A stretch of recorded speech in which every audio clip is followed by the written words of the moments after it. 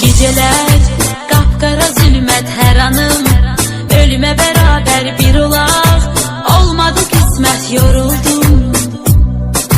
Geceler kapkara zülmət hər anım, ölüme beraber bir olaq, olmadı qismət yoruldum. Değişip bakışın, gülüşün, üzünün rengi de değişip geriye, yoktu mu dönüşün, yoruldum.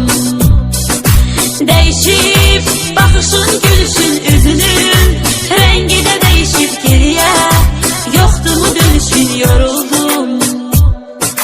Derdim dağlara taşlara değilesi değil ki derdim, açılıp bükülesi bölünesi değil ki derdim, mənə çok yakındı özgesi değil ki derdim.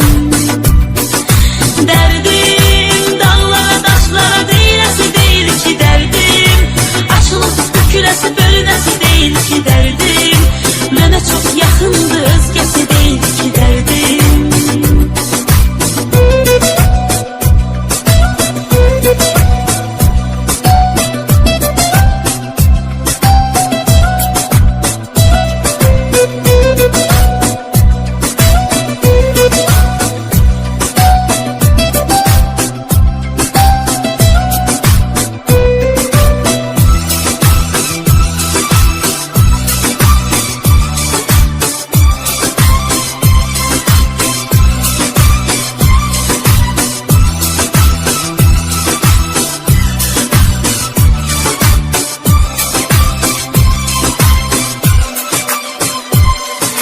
Mahnılar sənə göre yazılır,